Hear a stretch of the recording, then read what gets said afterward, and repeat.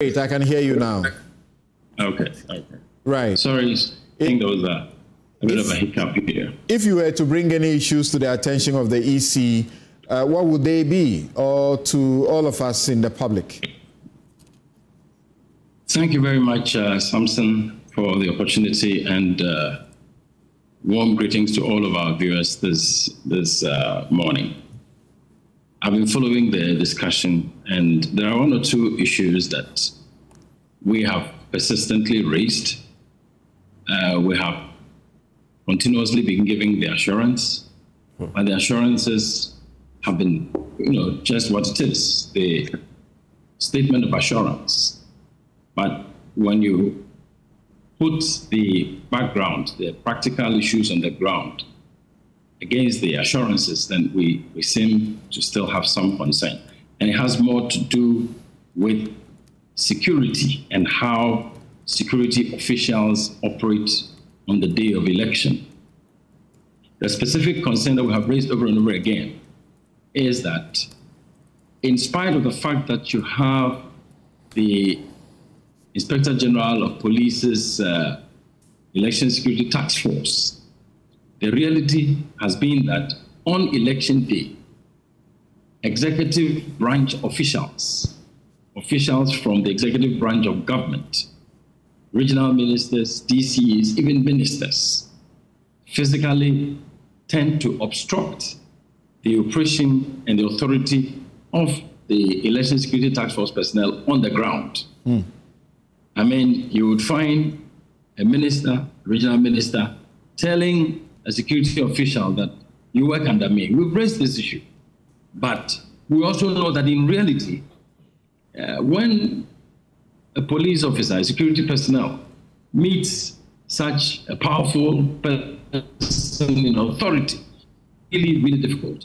Beyond the assurances, we haven't had any concrete arrangement put in place that says that regional ministers, DCs, ministers, executive branch officials will be stopped or restricted ABC. Electoral Commission, the Security Task Force spoke about they not being allowed to approach the elections area with their armed security and all of that. But they themselves are the issue, not even their security, their armed or unarmed security. They themselves are the issue. So that one, I don't think, even though we have received some assurances, we have practical measures in place to confirm those assurances now. So this issue you raise is beyond the Electoral Commission? Well, of course, the task force works very closely with the Electoral Commission, and the first time I raised this issue was at the National Election Security Task Force meeting, at which the Electoral Commission was present. In fact, at that meeting, I did raise two main issues about misinformation and disinformation. Unfortunately, when I raised the issue of disinformation and misinformation, the Electoral Commission official there discounted it.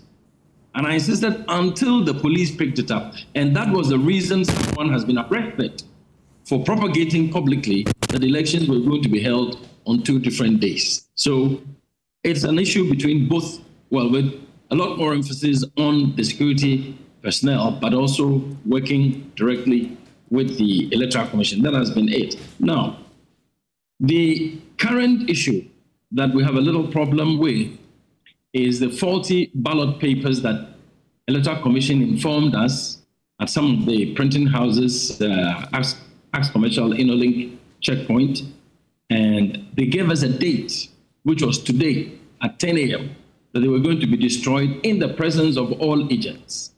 Our agents arrived at InnoLink this morning at 8:30. The event was supposed to be at 10. And the Electoral Commission says it was destroyed yesterday. And the written notice they sent us was Saturday, 30th November, which is today.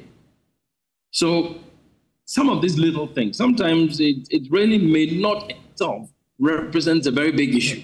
But you might find that since there is this general sense of a bit of suspicion and mistrust, some of these little things may feed into that mistrust. Let me get Bossman on this specifically, because that's we wrong. Can clear it right now. That's not right. That you asked them to come today at a particular time, and you are now informing them that the thing was done yesterday. Yesterday, yes, and they don't engage. That's what our agents reported today. You need to check with your team. Okay, so can you check whilst we are here? Yes, I can do. So you continue with. Okay, so Nana, you hear him. He says he's going to check with their team because this is news to him. Oh. I'm surprised because people they went there this morning, and to ensure that they were there on time, the exercise was scheduled to take place at 10 a.m. today. They got there at about 8:30. So that's it. Okay. But you have the district and municipal security being headed by the political, appointees. Exactly. So that is where the issue comes. How do you go around that? Well, the Inspector General of Police responded by saying that this is a special task force which is totally and absolutely in charge of the security, its command and its operation and the orders right down to the polling station on election day.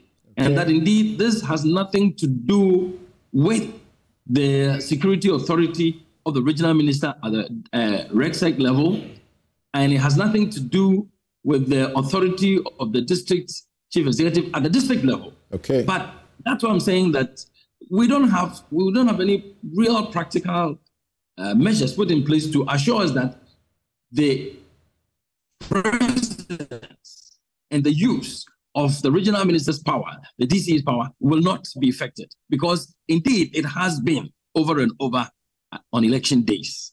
So we don't know how exactly, beyond the verbal assurances, we don't know how that is going to be dealt with. And something, this is very important, because Ntow, Ntow, just hold on a second for me, Dr. Bossman. So he's speaking from experience. This is a man who has enormous experience. Don't you think there's a challenge there, and what could be done, even though this may be beyond you? In terms of the security? Yes. Well, we've been practicing this for years, and we've always known that these political appointees are the heads of the... And they have caused problems, because they are the heads of the various security, for the localities. No, when it comes to the elections, we have the Election Security Task Force. Right. And when the Election Security Task Force is activated, they are in charge of election security nationwide. So if you are the regional minister, you are not the one in charge of. If you are the DC, if you are the MC, you are not the one in charge of. No one should take any instructions from you. What per our understanding is the Election Security Task Force, headed by the IGP with other service commanders. So for elections purposes, it's not the job of the district security chief, who happens to be a politician. We know some DCs are even they are candidates for the election. So, that's right. So this one is, and I know Nana has been in the business. Kwame, do you have